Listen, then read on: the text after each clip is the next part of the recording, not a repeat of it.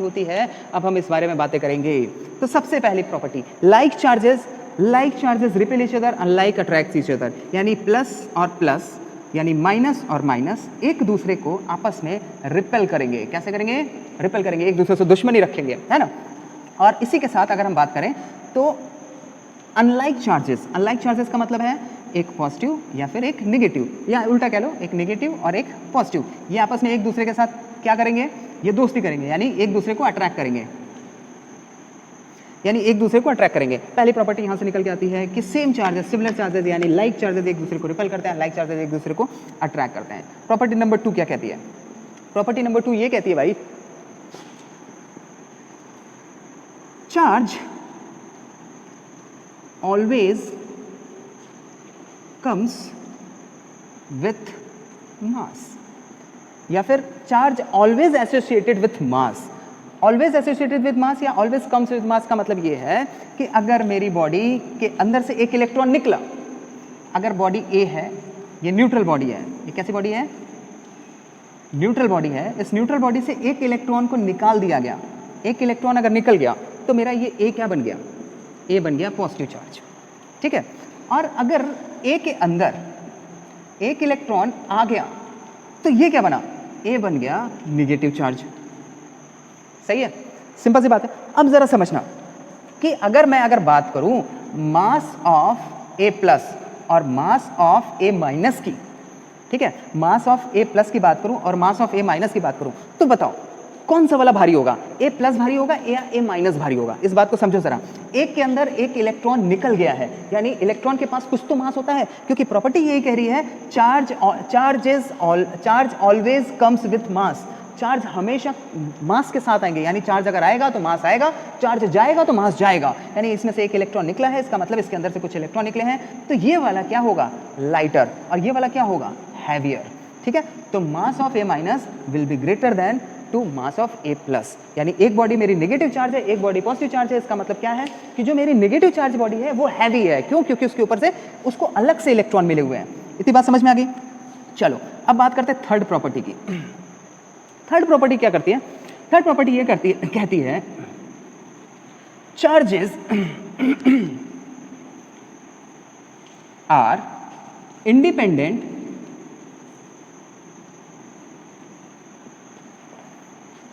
of the speed of object, charge object, इसको मैं ऐसे लिखता हूं, स्पीड ऑफ चार्ज्ड ऑब्जेक्ट। यानी देखो, एक चार्ज जो होता है वो किसी भी चार्ज बॉडी के स्पीड से इंडिपेंडेंट होता है। यानी अगर आपने, मान लो कोई बॉडी ए है, ठीक है, इसको आपने +2 कूलम का चार्ज दे दिया, +2 कूलम का चार्ज दे दिया और इसको भगा दिया स्पीड से, मतलब इसको इसमें दे दी वेलोसिटी। वेलोसिटी इसकी कितनी हो गई? Much greater than of velocity of light, यानी लाइट की वेलोसिटी से भी तेज भगा दिया। और उसके बाद थोड़ी दूर बाद जाके, मान लो एक आध लाइट ईयर बाद या आधे लाइट ईयर बाद, एक आध साल बाद, आधे साल बाद आपने इसे रोका और वापस से रोक के इसको जब देखा तो आपको लगेगा ना कि इसमें शायद हो सकता है चार्ज कुछ कम ज़्यादा हो गया, लेकिन नहीं, इसमें +2 कूलम का चार्ज ही रहेगा।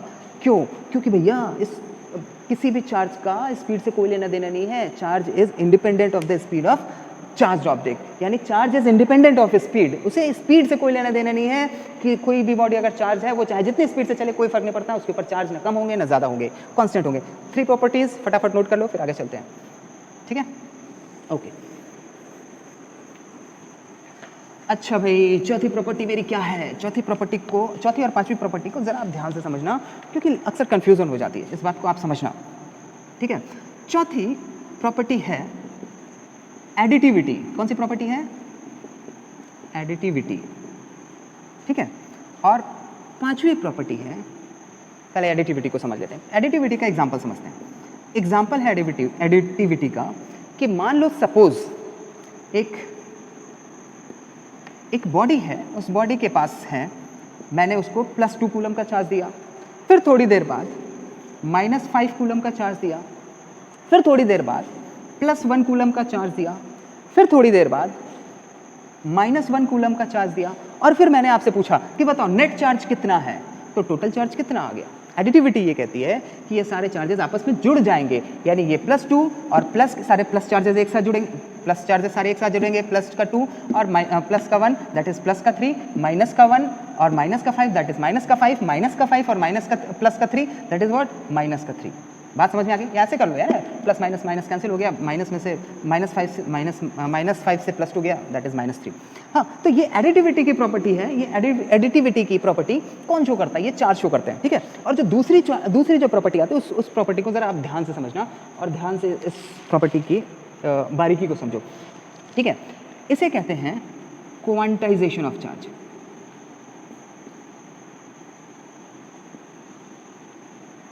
क्वांटाइजेशन ऑफ चार्जेस, या फिर हम इसको कहते हैं चार्जेस आर क्वांटाइज्ड। इसको हम दूसरे तरीके से लिख लेते हैं, चार्जेस आर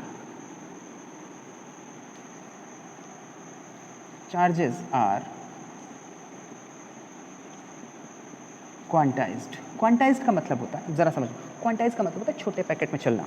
क्वांटाइज का क्या मतलब होता है? छोटे पैकेट में चलना। तो देखो जरा, ये दो प्रॉपर्टी को समझना, एडिटिविटी और क्वांटाइजेशन ऑफ चार्ज। तो एडिटिविटी अगर आपको समझ में आ गई तो क्वांटाइजेशन ऑफ चार्ज को जरा एक बार समझो। क्वांटाइजेशन ऑफ चार्ज क्या कहता है कि चार्जेस आर क्वांटाइज्ड। मैंने अभी थोड़ी देर पहले मैंने आपसे कहा कि एक होता है प्रोटॉन और एक होता है इलेक्ट्रॉन। प्रोटॉन के ऊपर चार्ज होता है 1.6 × 10⁻⁻19 कूलम का, और एक इलेक्ट्रॉन के ऊपर भी चार्ज होता है 1.6 × 10⁻⁻19 कूलम का। ऑल्दो इन दोनों के पास सेम चार्ज है, लेकिन फिर भी अगर मैं आपसे पूछूं कि मुझे बताओ इन दोनों में से छोटा कौन सा है और बड़ा कौन सा है, तो आप कैसे बताओगे? क्योंकि प्रोटॉन के ऊपर जो चार्ज है ये है पॉजिटिव में और इलेक्ट्रॉन के ऊपर जो चार्ज है ये है नेगेटिव में। तो हम चार्जेस को ऐसे लिखते हैं, यानी चार्ज हमारे दो टाइप के, एक पॉजिटिव वाला एक नेगेटिव वाला। पॉजिटिव वाले के पास जो प्रोटॉन है उसके पास चार्ज हो गया 1.6 × 10⁻⁻19 कूलम का चार्ज, और इलेक्ट्रॉन के ऊपर चार्ज हो गया -1.6 × 10⁻⁻19 कूलम का चार्ज। तो जरा देखो, दोनों के ऊपर तो यार चार्ज सेम है ना, तो इसमें से छोटा कौन है बड़ा कौन है? तो हमने इलेक्ट्रॉन को क्या कर लिया, इलेक्ट्रॉन को स्मॉलेस्ट चार्ज कह लिया ना, smallest unit of charge, smallest unit of charge. इसे क्या कह दिया हमने? स्मॉलेस्ट यूनिट ऑफ चार्ज, यानी ये चार्ज की जो सबसे छोटी इकाई है, जो सबसे छोटी चीज है वो है चार्ज, ठीक है। ये बात समझ में आ गई? चार्ज जो है सबसे छोटी चीज है। अब इस बात की बारीकी को समझो कि स्मॉलेस्ट यूनिट तो है, क्या इससे छोटे चार्ज नहीं होते? इससे छोटे चार्ज होते हैं, लेकिन वो आपके सिलेबस में नहीं है, और ये इकलौता ऐसा चार्ज है जो फ्री है। क्यों? क्योंकि अभी थोड़ी देर पहले जब हम हिस्ट्री बता रहे थे तो हमने आपसे एक क्वेश्चन अराइज किया था कि लोगों के दिमाग में ये था कि आखिर मास आते कहाँ हैं किसी बॉडी के अंदर, ठीक है। 2012 के एक एक्सपेरिमेंट में पता चला कि भैया मास जो आ रहे हैं ना, ये मास एग्जैक्टली आ रहे हैं क्वार्क्स की वजह से ना, ये क्वार्क्स की वजह से ये मास प्रोड्यूस हो रहे हैं, और क्वार्क्स जो है इलेक्ट्रॉन से भी छोटा चार्ज है, लेकिन प्रॉब्लम क्या है, वो फ्री स्टेट में नहीं रहता है। फ्री स्टेट में ज़्यादा देर तक वो एग्जिस्ट नहीं करता है। फ्री स्टेट में ये सिर्फ ये रहता है, ये स्टेबल पार्टिकल है, वो स्टेबल नहीं है, वो अनस्टेबल है, वो फ्रीली अनस्टेबल हो जाता है, वो थोड़ी देर के बाद गायब हो जाता है। तो ये भाई साहब जो है एक ऐसी चार्ज हैं जो हमेशा फ्री स्टेट में रहेंगे, इसलिए इनको सबसे छोटा चार्ज कहा गया है, और इसी के लिए इनको क्वांटाइज किया है। फ्रैंकलिन ने ये वर्ड बोला था, मैंने याद करो मैंने बताया था कि फ्रैंकलिन ने क्वांटाइजेशन ऑफ चार्ज कहा था कि चार्ज जो है सबसे छोटी इकाई है इलेक्ट्रॉन। क्यों? क्योंकि यही वो चीज़ है जो फ्री स्टेट में रहती है और यही कूदती है ना, बाकी सारे क्वार्क्स वगैरह तो सब अंदर रहते हैं इनके, ठीक है। तो ये इकलौती चीज़ है जो कूदती है, क्वार्क्स कूदने नहीं जाता है, ठीक है, क्योंकि ये फ्री स्टेट में रहने वाला चार्ज है, इसलिए इसको सबसे स्मॉलेस्ट चार्ज कहा गया, स्मॉलेस्ट यूनिट ऑफ चार्ज कहा गया। अब आप पूछोगे कि सर स्मॉलेस्ट यूनिट क्यों कहा गया? क्योंकि दोनों के ऊपर तो सेम चार्ज है, पी के ऊपर भी सेम है 1.6 × 10⁻⁻, इलेक्ट्रॉन के पास भी है 1.6 × 10⁻⁻19 कूलम। तो सेम क्यों कहा भाई? इसको सबसे छोटा क्यों कहा गया, इसको क्यों नहीं कहा गया? तो इसका सिर्फ रीजन है, ये सिर्फ इसलिए कहा गया ड्यू टू नेगेटिव साइन। सिर्फ नेगेटिव चार्ज होने की वजह से, जैसे मैं आपको बोलूं कि एक +2 है और एक -2 है, इन दोनों में से सबसे छोटा चार्ज कौन सा है? सॉरी, अगर मैं आपसे पूछूं कि एक +2 है नंबर और एक -2 का नंबर है, और मैं आपसे पूछूं कि छोटा नंबर कौन सा है, तो नंबर स्केल पे आप क्या कहोगे? नंबर स्केल पे आप यही तो कहोगे कि ये जो माइनस वाला है सर ये छोटा है और ये प्लस वाला बड़ा है ना। लॉजिकली इस हिसाब से हमने इलेक्ट्रॉन को सबसे छोटा चार्ज कहा है, और ज़्यादातर कूदता यही है, नौटंकी यही करता है, बाकी वो प्रोटॉन को देखो ना, वो तो अपना बेचारा अपने अपने ऑरा में अपने घर के अंदर सुरक्षित है, अपने अपने न्यूक्लियस के अंदर पड़ा हुआ है न्यूट्रॉन के साथ। इलेक्ट्रॉन का काम है कूद कूद, कभी इस घर में, कभी उस घर में, कभी इस घर में, कभी इसको निगेटिव करो, कभी उसको उस पर कूद के उसको निगेटिव कर दो, इधर से निकल जाओ उसको पॉजिटिव कर दो, ऐसा यही सिस्टम करता रहता है। इसलिए भैया इसी को काउंट किया जाता है। क्या किया जाता है? इसी को काउंट किया जाता है। तो चार्जेस का क्वांटाइजेशन ये बताता है कि सबसे smallest unit of charge electron है, यानी इलेक्ट्रॉन से छोटा चार्ज पॉसिबल नहीं है। तो अगर किसी चीज को हम चार्ज देंगे, तो अगर हम एक चार्ज देना चाहते हैं तो हम सिर्फ क्या करेंगे? एक इलेक्ट्रॉन देंगे। क्या देंगे? सिर्फ एक इलेक्ट्रॉन देंगे। तो अगर किसी बॉडी के चार्ज की हम बात करें, किसी बॉडी के अंदर क्यू चार्ज है, तो क्यू चार्ज को अगर किसी बॉडी के अंदर टोटल चार्ज मान लो क्यू है, तो उसके ऊपर चार्ज कैसे आ सकता है? या तो हम उसको एक इलेक्ट्रॉन दे दें तो उसके ऊपर चार्ज आ जाए, या एक इलेक्ट्रॉन निकाल लें, ठीक है। या हो सकता है हम +1 दे दें या +1 निकाल लें, या हो सकता है 2 इलेक्ट्रॉन दे दें या 2 इलेक्ट्रॉन निकाल लें, या हो सकता है 3 इलेक्ट्रॉन दे दें या 3 इलेक्ट्रॉन निकाल लें, ऐसे ही 4 इलेक्ट्रॉन, ऐसे ही 5 इलेक्ट्रॉन, ऐसे ही सो ऑन करके n इलेक्ट्रॉन। या तो इसे दे देंगे या तो हम इसे निकाल लेंगे। तो टोटल चार्ज किसी बॉडी के ऊपर अगर हमें करना है तो Q इज इक्वल्स क्या होता है? n × E। समझ में आगे बात? Q इज इक्वल्स क्या होता है? n × E, यानी टोटल चार्ज किसी बॉडी के ऊपर क्या होता है? n × E का, जहां E क्या है? इलेक्ट्रॉन, जिसका मैग्नीट्यूड आपको पता है 1.6 माइनस 1.6 × 10⁻⁹ कूलम। अगर ये पॉजिटिव वाले की बात हो रही है तो आप यहाँ पे प्लस यूज कर लेना, ठीक है। और n क्या है? n is the integer. n is what? n is the integer number, यानी 1 2 3 4 5 6 7 8 -1 -2 -3 -4 5 ऐसे ही करके ये इंटीजर नंबर है, ठीक है। इसे प्लस माइनस ne कह दो, ठीक है। तो क्वांटाइजेशन ऑफ चार्ज ने क्या कहा? क्वांटाइजेशन ऑफ चार्ज ने कहा कि Q is equals plus minus ne के बराबर चार्ज रह सकता है किसी भी बॉडी के अंदर। यानी अगर किसी भी बॉडी के अंदर जाना होगा तो सिर्फ एक इलेक्ट्रॉन जाएगा भाई, क्योंकि सबसे छोटा तो वही है ना। जैसे एग्जांपल के तौर पे अगर मैं छोटा सा एग्जांपल आपको दूं, आप किसी दुकान पे जाओ और आप बॉल लेने जाओ, तो आप उसे क्या कहोगे? 1 बॉल दे दो, 2 बॉल दे दो, 4 बॉल दे दो, 10 बॉल दे दो, है ना, या 100 बॉल दे दोगे भाई, या एक पैकेट बॉल ले लोगे। लेकिन उसमें नंबर ऑफ बॉल्स रहेंगे ना, कि या तो 1 बॉल है, या तो 2 बॉल है, या तो 10 बॉल है, या तो 1000 बॉल है, या तो 10,000 बॉल है, या जैसा भी जितनी भी बॉल आपको खरीदनी हो, जो वो डिपेंड करता है बॉल किस टाइप की है, कौन सी वाली बॉल ले रहे हो। अगर मार्बल्स ले रहे हो, गोलियां ले रहे हो, तो वो तो ढेर सारी ले रहे हो, कोई फर्क नहीं पड़ता, ठीक है। तो आप दुकानदार से जाके ये तो नहीं कहोगे ना कि आधी बॉल दे दो मुझे यार, है ना, आधी बॉल तो आप नहीं बोल सकते।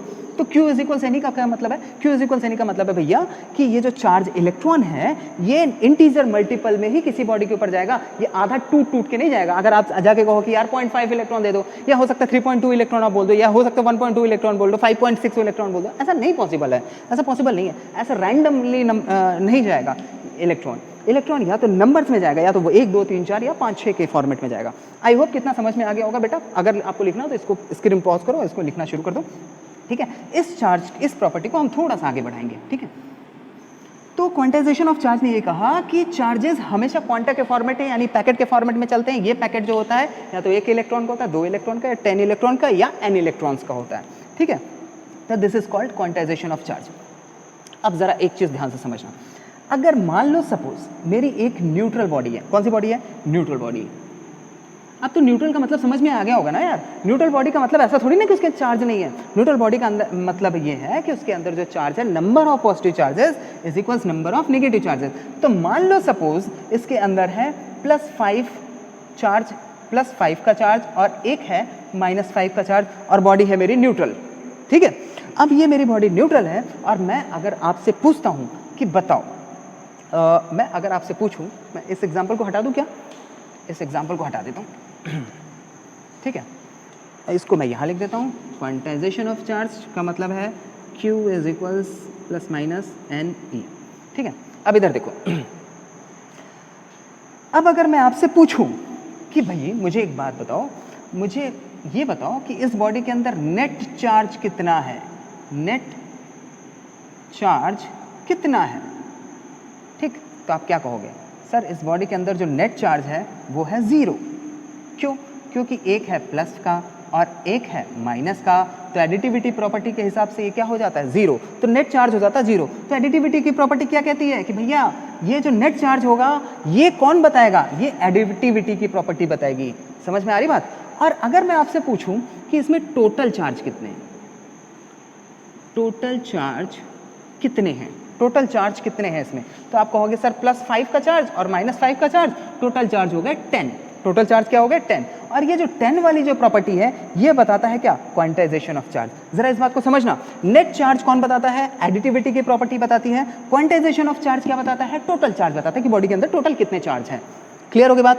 तो अगर न्यूट्रल बॉडी के अंदर टोटल चार्ज हो सकते हैं, नेट चार्ज हमेशा जीरो होगा अगर बॉडी न्यूट्रल है तो। अगर बॉडी न्यूट्रल नहीं होगी तो net charge is not equal to zero. याद रखना इस बात को।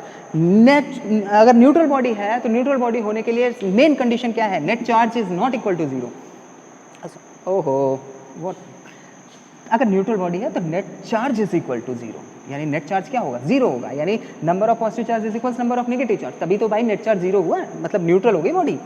क्या ये बात समझ में आ गई? अगर ये बात समझ में आ गई तो चलो एक क्वेश्चन कर लेते हैं इसके ऊपर। और ये हाँ, ये क्वेश्चन है, ये बेसिकली एक डेटा है बेटा जो आप याद रखना, ठीक है। इस Q इज इक्वल्स एन के ऊपर एक क्वेश्चन कर लेते हैं।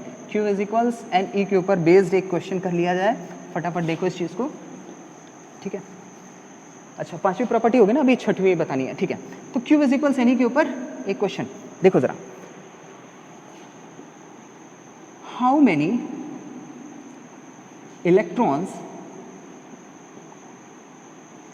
Can exist in 1 coulomb charge, यानी 1 कूलम चार्ज में कितने इलेक्ट्रॉन एग्जिस्ट कर सकते हैं। चलो फाइंड आउट करते हैं, ठीक है।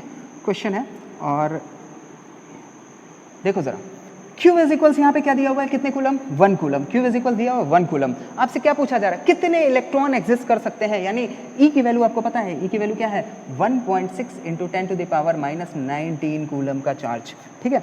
N की वैल्यू आपसे पूछी जा रही है, कितने नंबर ऑफ इलेक्ट्रॉन एग्जिस्ट करते हैं। तो इस फॉर्मूले में N इज इक्वल्स क्या निकल जाएगा सर, इतना यार अब तुम लोग यार 12th में आओ तो इतना तो पता ही होगा ना। N इज इक्वल्स क्या होगा, Q upon E। N is equals क्या हो गया, Q अपॉन E। Q की वैल्यू आपको पता है क्या, 1। E की वैल्यू पता है 1.6 इंटू 10 टू द पावर -19, ठीक है। तो N की वैल्यू आपको पता चल गई। अब ये जो नंबर आ रहा है ना N की वैल्यू का, ये नंबर, ये बेटा याद कर लो। क्यों? क्योंकि आपको पता होना चाहिए 1 कूलम के अंदर कितने इलेक्ट्रॉन है। एकदम 2-3 चीज़ें आप याद कर लो। क्या 1 मोल में कितने इलेक्ट्रॉन होते हैं, ठीक, वो तो पता ही होगा ना। और याद रखना कि 1 मोल के इलेक्ट्रॉनों को क्या कहते हैं, फ्रैंकलिन, ठीक। तो N is equals 1 upon 1.6 into 10 to the power -19 is equals, ये नंबर याद कर लेना, 6.24 into 10 to the power 18 electron मिलके क्या बना रहे हैं, 1 कूलम का चार्ज। तो N की वैल्यू यहाँ पे क्या निकल के आई, N की वैल्यू निकल के आई 6.24 into 10 to the power 18 electron मिले तो क्या बना मेरा, तो मिल के बना मेरा 1 कूलम का चार्ज। सही है, ये बात समझ में आ गई, बढ़िया बढ़िया। अगर ये बात समझ में आ गई तो यार इससे अच्छी बात क्या होगी, इससे अच्छी बात तो कुछ हो ही नहीं सकती है। आगे बढ़े, गुड। इस बात को अब आगे देखा जाए, ठीक। अब जरा देखो, इतने चार्ज मिलके क्या बनाते हैं, 1 कूलम का चार्ज। याद रखना इस बात को, 6.24 into 10 to the power 18 electron, 6.24 into 10 to the power 18 electron. याद रखना, पी जाओ इस चीज को, सारे डेटा। आज की सबसे बेसिक क्लास है ये, वो बेसिक लेक्चर है जिसमें जो भी डिटेल आपको, जितने भी नंबर्स दिए जा रहे हैं वो सारे नंबर आपको पीने हैं। ये सारे के सारे मैथोलॉजिकली मैंने इन क्वेश्चन को सेट किया ताकि आपको एक एक कॉन्सेप्ट क्लियर होता रहे। और ये इंपॉर्टेंट नंबर्स हैं, ये नंबर्स आप याद कर लेना, ठीक है। स्टार्ट करते हैं। सपोज करो एक मेरी बॉडी है A, ठीक, एक मेरी बॉडी है B, ठीक है। ये बॉडी है चार्ज्ड, ये कैसी बॉडी है, चार्ज्ड। और B बॉडी कैसी है, न्यूट्रल बॉडी है, ठीक है। अब A से B को हमें चार्ज करना है, ठीक है। मैंने ट्रांसफरेशन कर दिया। अब देखो ट्रांसफरेशन, ये अगली वाली क्लास में हम बताएंगे कि बेटा एक बॉडी से दूसरी बॉडी को कैसे चार्ज किया जाता है, कितने मेथड होते हैं, किन किन तरीकों से हम उसे चार्ज कर सकते हैं, क्या क्या प्रिकॉशंस होते हैं, क्या क्या इंपॉर्टेंस होते हैं, और कैसे कैसे चार्ज फाइंड आउट होता है और कितना कितना चार्ज आता है। इस तरीके से करके अगले वाले वीडियो में आपको दिखाएंगे, ठीक है। तो चलो अभी फिलहाल समझते हैं कि किसी तरीके से हमने चार्ज दिया, और चार्ज जो देने का रेट है ना वो है 10 टू द पावर 15 इलेक्ट्रॉन पर सेकेंड, ठीक है। 15 इलेक्ट्रॉन पर सेकेंड, आप इसको ऐसे कर लो या फिर इसको ऐसे लिख लो, इलेक्ट्रॉन पर सेकेंड, ठीक है। यानी 15 10 टू द पावर 15 इलेक्ट्रॉन पर सेकेंड ए से बी को ट्रांसफर किया जा रहा है चार्ज, ठीक है। अब आपसे क्वेश्चन पूछा जा रहा है, how much time will it take to complete 1 coulomb, यानी 1 कूलम चार्ज होने में कितना टाइम लगेगा। अच्छा, यानी 1 सेकंड में कितना चार्ज आ रहा है, 10⁻15 इलेक्ट्रॉन। ठीक है, अब चलो ये हो गया आपका क्वेश्चन, और चलो अब बात करते हैं सॉल्यूशन की। सॉल्यूशन यहाँ तक तो आ जाएगा, हाँ आई गेस। सॉल्यूशन की बात करते हैं, चलो तो देखो जरा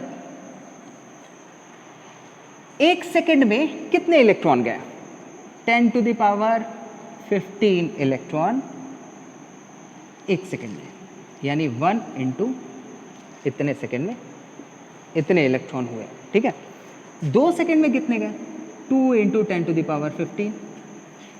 ऐसे करते करते 3 सेकंड में 3 इंटू 10⁻15।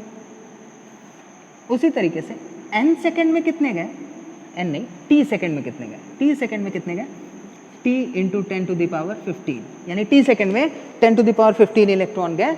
ठीक है, तो t सेकंड में मान लो कि ये चार्ज कितना हो गया, t सेकंड में ये चार्ज हो गया 1 कूलम का। तो t सेकंड में यानी t इंटू 10⁻15 में जब मल्टीप्लिकेशन हुआ t का, यानी मान लो t टाइम लगा, तो t इंटू 10⁻15 टाइम लगा, और इसमें कितना चार्ज हो गया, इसमें चार्ज हो गया 1 कूलम का चार्ज। और 1 कूलम में कितने चार्ज होते हैं, 1 कूलम में चार्ज होते हैं 6.24 इंटू 10⁻18। ठीक है, तो अगर हम t की वैल्यू को निकालें तो ये आ जाएगा 6.24 इंटू 10⁻3। सही है, समझ में आगे बात, या फिर इसे कह लो 6240 सेकेंड। क्लियर, आई गेस कि आपको ये समझ में आ गया होगा। फटाफट इसको राइट डाउन कर लो, समझ लो, और नहीं समझ में आता आपको और क्वेश्चन चाहिए तो आप मुझे कमेंट में लिख दो। मैं एक काम क्या करूँगा, हर वीडियो के लास्ट में आपको 5-6 क्वेश्चन दे दिया करूँगा, या हो सकता है नंबर ऑफ क्वेश्चन दे दूँ। ठीक है, आप उनको सॉल्व करते रहना। अगली प्रॉपर्टी की तरफ बढ़ते हैं। हमारी कितनी प्रॉपर्टी हो गई थी, 4-5 प्रॉपर्टी हो गई थी, 6वीं प्रॉपर्टी आपको बतानी थी। ठीक है, चलो 6th प्रॉपर्टी जो है मेरी, वो 6 प्रॉपर्टी ज़रा समझना, इसे कहते हैं कंजर्वेशन ऑफ चार्ज। इसमें थोड़ा सा आपको टाइम देना पड़ेगा। कंजर्वेशन ऑफ चार्ज, इस बात को ज़रा समझना, क्योंकि ये एक ऐसा पार्ट है जिसको आपको अच्छे से समझना है। ठीक है, कंजर्वेशन का मतलब है नाइदर क्रिएटेड नॉर डिस्ट्रॉयड। क्या, चार्ज, ना तो चार्ज को पैदा कर सकते हैं, ना पैदा होगा ना, और ना मरेगा। अच्छा, मैंने इसको इस तरीके से क्यों लिखा है, क्योंकि इसका मतलब है, आप समझना, ना पैदा होगा ना मरेगा। इतनी बात समझ में आ गई। Is what charge is conserve. ये वो वर्ड है, नाइदर क्रिएटेड नॉट डिस्ट्रॉयड, ये वो वर्ड हैं जिन्हें हम शुरू से पढ़ते आ रहे हैं। शुरू से पढ़ते आ रहे हैं मतलब शुरू से पढ़ते आ रहे हैं कि चार्ज, लेकिन इसका मतलब क्या है, इस चीज़ का मतलब क्या है, और ये किस चीज़ के लिए स्टैंड करती है, ये भी तो समझना ज़रूरी है। कंजर्वेशन ऑफ चार्ज का मतलब ना तो पैदा होगा ना मरेगा, इसका मतलब ये क्या है, इसको हम 2 तरीके से स्पेसिफाई करेंगे। तो सबसे पहला तरीका क्या हो गया, ना पैदा होगा ना मरेगा। मतलब कहने का मतलब ये है कि अगर इस पूरी दुनिया में मान लो 10 चार्ज हैं, एग्जाम्पल के तौर पे मान लो आप इस पूरी दुनिया में, इस धरती के ऊपर 10 चार्ज हैं, तो इसके कंजर्वेशन ऑफ चार्ज का मतलब ये है कि एक बॉडी से उठ के चार्ज दूसरी बॉडी पे चला जाएगा, या दूसरी बॉडी से वो चार्ज तीसरी बॉडी पे चला जाएगा। लेकिन जब भी, या हो सकता है एक बार सॉलिड में चला जाए, 2 चार्ज सॉलिड में चले जाए, 3-4 लिक्विड में चले जाए, 1-2 गैस में चला जाए, लेकिन जब भी हम कैलकुलेशन करेंगे चार्ज का, इस पूरी धरती के चार्ज का, तो वो 10 ही आएगा। क्यों? क्योंकि 10 ही चार्ज हैं पूरी धरती पे। ठीक है, ये एक एग्जाम्पल था, हाइपोथेटिकल एग्जाम्पल है। 10 चार्ज कहाँ से हो गया, 10 चार्ज होंगे तो दुनिया गायब हो जाएगी, कब की गायब हो चुकी होती। हाँ, ज़रा समझो, चार्ज इज बेसिकली एनर्जी, इसके बारे में अभी हम बात करते हैं। ठीक है, तो कंजर्वेशन ऑफ चार्ज ये कहता है कि भैया इस धरती के जो चार्ज है ना, वो हमेशा बने रहेंगे। ठीक है, हमेशा बने रहेंगे। इसको पहले तरीके से ऐसे देखा जाता है, नाइदर क्रिएटेड नॉट डिस्ट्रॉयड का मतलब ये है, इसको ऐसे बोलो। इसका जो सेकंड वर्जन है जिसको हम समझते हैं, वो सेकंड वर्जन क्या है, charges are conserved for an isolated system.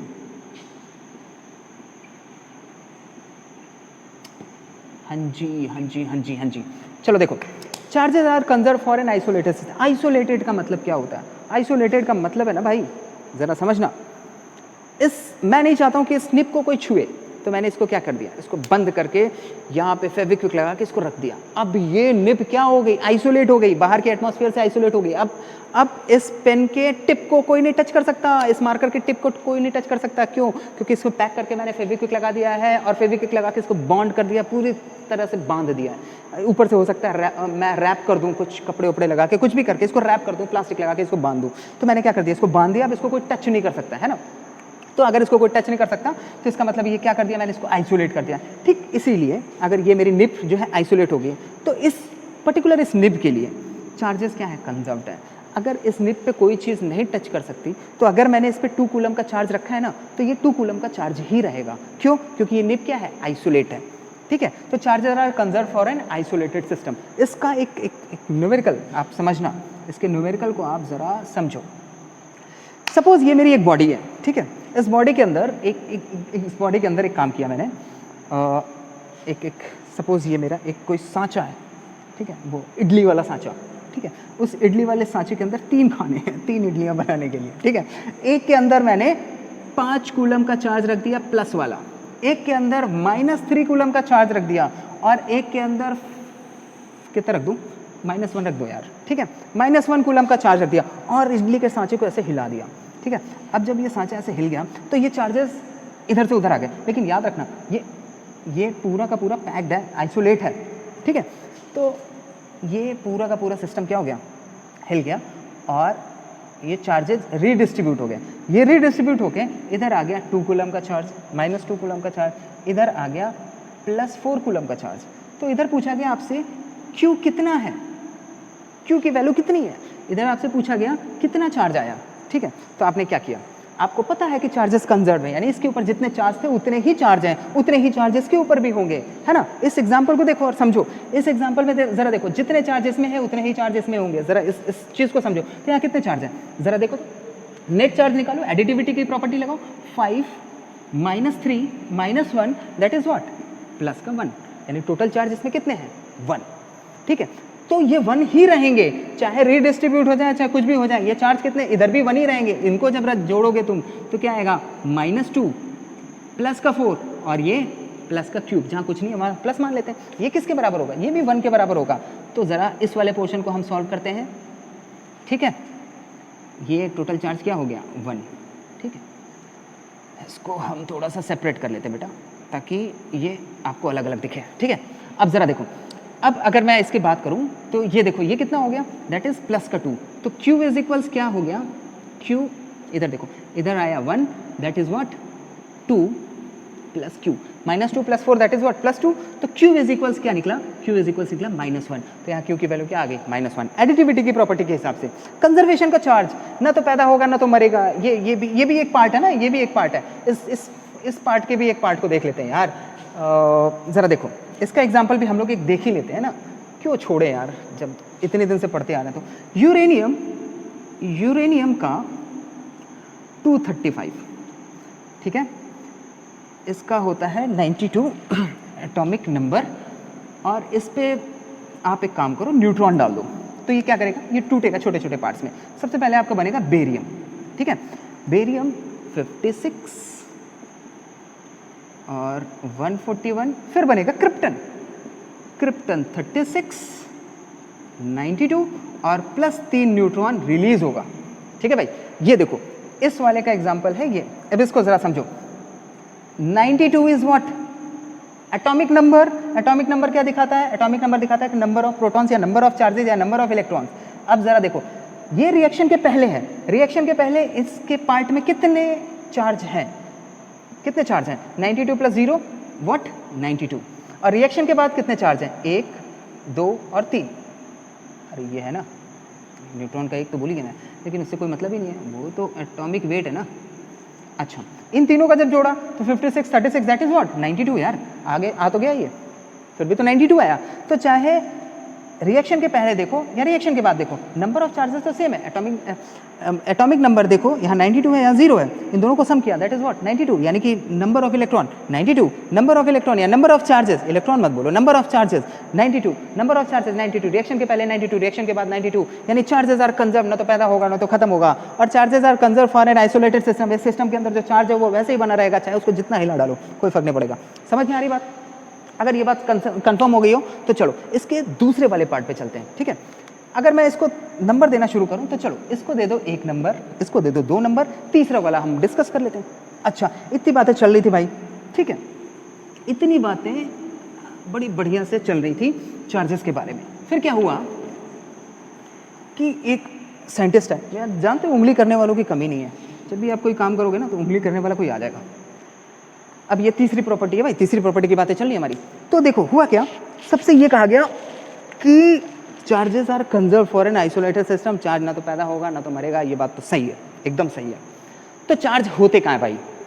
Charge होते हैं बॉडी के अंदर, किसी भी मैटर के अंदर, ठीक है। किसी भी मैटर के अंदर अगर चार्ज होते हैं तो मैटर के कहाँ होते हैं भाई? एटम न्यूक्लियस में होते हैं, ठीक है, एटम में होते हैं, न्यूक्लियस में होते हैं, यानी कि इलेक्ट्रॉन होता है बाहर और प्रोटॉन और न्यूट्रॉन होते हैं अंदर, ठीक है, अच्छी बात है, उनसे मिलके बन रहा होता है मास, ठीक, पुराना कॉन्सेप्ट था ये, तो उसके ऊपर उससे मिलके मास बन रहा होता है, उसी की वजह से मेरा वजन आता है। बोले हाँ सही बात है, सबने कहा सही बात है। तो साइंटिस्टों ने पूछा कि भाई देखो, इमेजिन करो, इमेजिन क्या करो बेटा, मैं इसको एक काम करता हूँ, आप इसको लिख लो, मैं यहीं से थोड़ा सा, मुझे जगह भी चाहिए होगी ना, तो मैं इसको थोड़ा सा और जगह ले लेता हूँ, लालची आदमी हूँ मैं तो थर्ड प्रॉपर्टी है ये, ठीक है। तो एक कहा गया कि भाई एक काम करो, आप हमें बताओ सर, चार्जेस अगर कंजर्व्ड हैं, यानी चार्जेस कंजर्व्ड हैं, तो चार्ज कहाँ होते हैं? ये बोला गया कि मैटर के अंदर होते हैं, यानी मैटर यानी कोई भी सॉलिड होगा तो सॉलिड के अंदर होंगे, यानी सॉलिड का वजन होगा, उस वजन के अंदर चार्ज होगा, ऐसा होगा क्या? नहीं नहीं, चार्ज से ही वजन बना है, ये भी हो सकता है, ये भी कहा जा सकता है, ये भी अलग अलग कॉन्सेप्ट है, ठीक है। तो ये कहा गया कि अगर किसी मैटर के अंदर अगर किसी मैटर को हमने लिया, ठीक है, तो क्या वो चार्ज है? सबने बोला हाँ, उसके अंदर चार्ज तो है, मतलब वो भले न्यूट्रल है लेकिन उसके अंदर चार्ज तो है, तो उसके अंदर मास भी है। सबने बोला हाँ। तो उन्होंने कहा कि चलो मैं एक काम करता हूँ, ये मेरा एटम बॉम्ब है, ये क्या है? ये छोटा सा बॉम्ब ले लेते हैं, एक छोटा सा बॉम्ब, एक छोटे से बॉम्ब को मैंने रख दिया, ठीक है, ये एक बॉम्ब रखा, ठीक, और ऊपर से मैंने इसको आइसोलेट कर दिया, मतलब आइसोलेट का मतलब इसे पैक कर दिया अच्छे से, ठीक, और इस बॉम्ब को मैंने ब्लास्ट कराया, एटम बॉम्ब को मैंने ब्लास्ट कराया, ठीक है, ठीक, ये बॉम्ब ब्लास्ट कर गया, ठीक। अब ज़रा समझना, पहले इस बॉम्ब का कुछ वजन था, मान लो ये 1 kg का बॉम्ब था, बाद में जब मैंने इसके ढक्कन को हटाया, अच्छे से प्रोटेक्ट किया था भाई, ये मत सोचने ना कि ये हल्का सा है उड़ जाएगा, बहुत मजबूत ढक्कन नहीं है तो उसके बाद मैंने क्या किया, इसको जब रिलीज़ किया तो इसके अंदर क्या बचा? नथिंग, कुछ भी नहीं था, कोई वजन नहीं था। सबने पूछा, मास गया, मास तो गायब हो गया ना भाई, 1 kg वजन था, कहाँ है? कुछ नहीं बचा। तो चार्ज कहाँ गया? मास गया तो चार्ज कहाँ गया भाई? चार्ज तो बचा होना चाहिए था, आपने तो कहा चार्ज कंजर्व है, चार्ज ना तो पैदा होगा ना तो मरेगा, तो यहाँ से चार्ज गायब हो गया। दिमाग खुला सबका, सही बात है यार, चार्ज तो खत्म भी हो रहा है यहाँ पे। अब एक समझ में आ गया कि यार बॉम्ब में से तो चार्ज गायब हो जाते हैं। तब भाई साहब आइंस्टीन आए, आइंस्टीन ने निकाला क्या? E = mc²। तो इन्होंने कहा भाई देखो, मास जो होता है ना वो कन्वर्ट हो जाता है किस में? E में यानी एनर्जी में, और c² में यानी कि लाइट में, यानी कि रेडिएशन में, और लाइट में ये कन्वर्ट हो जाता है, इलेक्ट्रोमैग्नेटिक वेव निकालता है और लाइट जनरेट करता है। यानी कोई भी मास जब खत्म होगा तो वो क्या निकालेगा? इलेक्ट्रोमैग्नेटिक वेव, और क्या निकालेगा? रेडिएशन निकालेगा। E stands for energy, energy stands for electromagnetic wave, E stands for light, speed of light, यानी स्पीड ऑफ लाइट से इलेक्ट्रोमैग्नेटिक वेव निकलेगी, रेडिएशन निकलेगी। ये बात सही है भाई, सबके समझ में आ गया, सबका दिमाग खुल गया, मास और एनर्जी का रिलेशन मिल गया, बहुत बड़ी चीज़ हो गई, बहुत बढ़िया। तो लेकिन फिर उसके बाद फिर वही चीज़ आ जाती, कंजर्वेशन ऑफ चार्ज कहाँ गया? फिर चार्ज कहाँ गया? चार्ज अभी तो कहाँ गया था, चार्ज बचा है। तब दिमाग लगाया गया, कहा ना ना ना, एग्जैक्टली एक इलेक्ट्रॉन और एक इलेक्ट्रॉन और एक पॉजिट्रॉन और एक इलेक्ट्रॉन आपस में जब एक दूसरे से मिलते हैं, एक पॉजिट्रॉन एक इलेक्ट्रॉन जब आपस में एक दूसरे से मिलते हैं, तो ये रिएक्शन करके एक दूसरे से इतनी तेजी से लड़ते हैं कि एक दूसरे को खत्म कर देते हैं और ढेर सारी एनर्जी रिलीज कर देते हैं लाइट के फॉर्मेट में, और क्या निकालते हैं? Gamma rays. क्या निकालते हैं? Gamma rays. ठीक है, क्या निकालेंगे? गामा रेज या फिर रेडिएशन। ठीक, जरा समझना, यानी कि एक चार्ज, एक पॉजिटिव का चार्ज, एक नेगेटिव का चार्ज, दोनों एक दूसरे से टकरा के अपने आप को एनर्जी में कन्वर्ट कर लेंगे। फिर इस कंजर्वेशन ऑफ चार्ज की नई डेफिनेशन बनी कि भाई साहब इस वाले कॉन्सेप्ट को क्या कहा गया? इस वाले कॉन्सेप्ट को कहा गया पेयर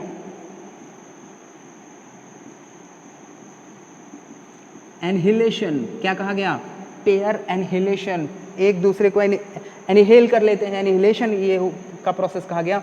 और इस प्रोसेस में ये कहा गया भाई कि यार कभी भी एक अकेला चार्ज खत्म नहीं होता है। अब कॉन्सेप्ट कंजर्वेशन ऑफ चार्ज का कॉन्सेप्ट बदल गया, समझना जरा। कंजर्वेशन ऑफ चार्जेस का कॉन्सेप्ट क्या बदला कि कभी भी अकेला इलेक्ट्रॉन या अकेला चार्ज खत्म नहीं होता है, ये हमेशा पेयर में खत्म होता है। यानी एक पॉजिटिव चार्ज खत्म होगा तो एक नेगेटिव चार्ज भी उसके साथ खत्म होगा। भाई साहब सीबीएसई में पूछा जा चुका है एक बार, याद रखना इस बात को।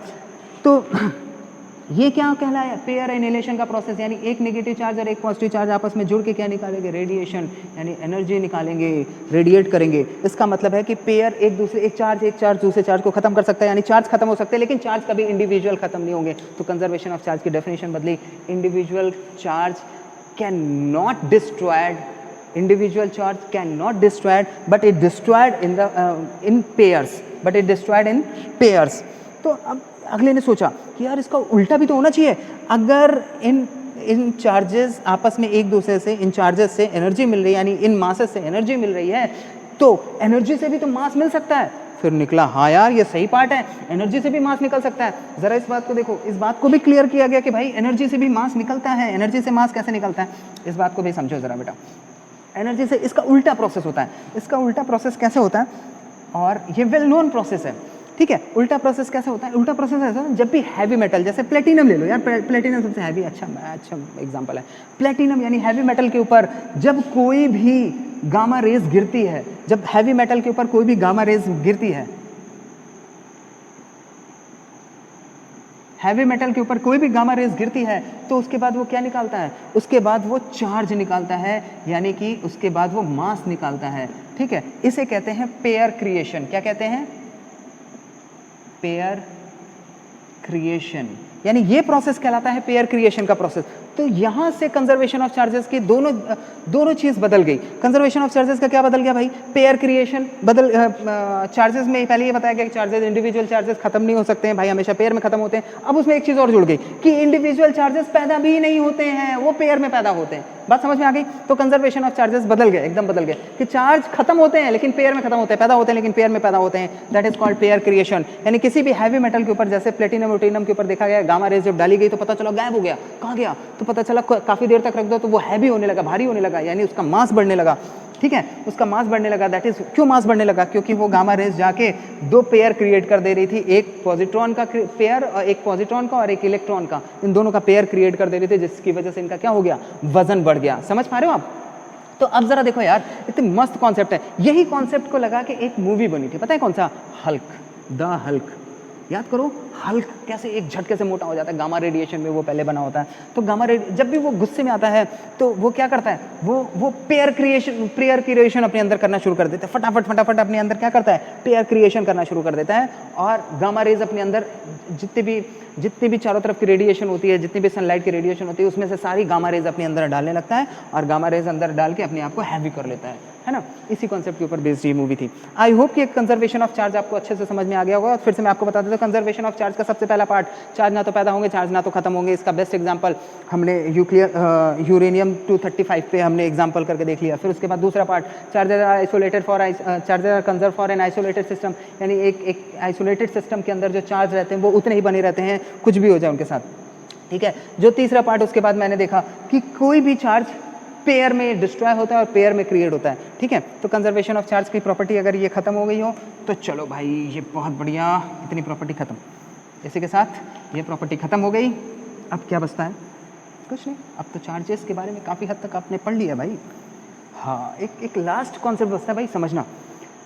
तो जब फिजिक्स की शुरुआत हुई वहां से आया चार्ज, चार्ज के साथ आए मास, इसलिए हमेशा होता है चार्ज और मास का कंपैरिजन।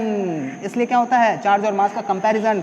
क्यों? क्योंकि दोनों क्या है? इंट्रिंसिक प्रॉपर्टी है किसी भी मैटर की। तो एक तरफ लिख लो भाई चार्ज, कंपैरिजन भी कर लेते हैं ना, इतने काम किए यार, हिस्ट्री पढ़े फर्जी में, तो कंपैरिजन भी कर लिया जाए। और एक होता है मास, ठीक है, चार्ज और मास के बीच में कंपैरिजन। चलो फटाफट, चार्ज 2 टाइप्स के होते हैं, ठीक है, इसको आप सब तो समझ चुके हो, मैं इसको बस रफली लिख रहा हूँ ताकि आपको पता रहे। ये कैसा होता है? 1 टाइप। बाकी आप तो लिख सकते हो ना बेटा। अच्छा, इसमें फोर्स ऑफ, 2 चार्जेस आपस में एक दूसरे में क्या होते हैं? अट्रैक्शन फोर्स भी लगाते हैं और रिपल्सन भी लगाते हैं। इनमें अट्रैक्शन भी लगता है एंड रिपल्सन भी लगता है, ठीक है, रिपल्सन भी लगता है। और इसमें क्या होता है? सिर्फ अट्रैक्शन होता है, सिर्फ अट्रैक्शन होता है। बढ़िया। ये इंडिपेंडेंट ऑफ वेलोसिटी होते हैं, इंडिपेंडेंट ऑफ वेलोसिटी होते हैं, यानी वेलोसिटी से इनका कोई लेना देना नहीं होता। अभी हम लोगों ने इसके बारे में बात की थी, ये तो चार्जेस की प्रॉपर्टी है, ठीक है। लेकिन मास वेरी कर जाते हैं। Special theory of relativity Einstein के ऊपर बात करेंगे।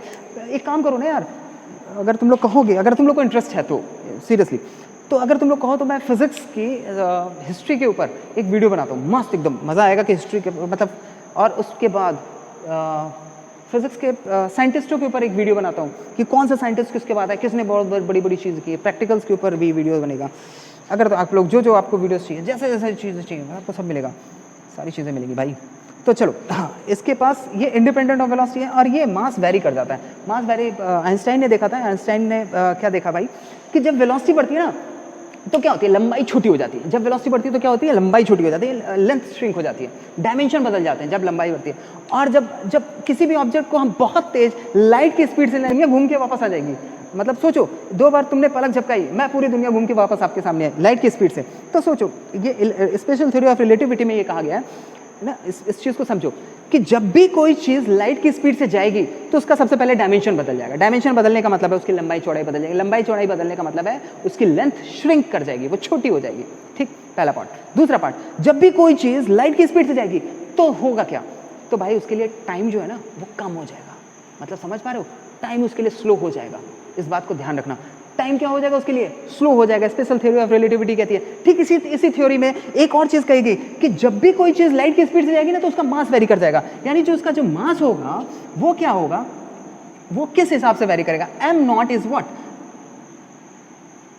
इसे कहेंगे रेस्ट मास।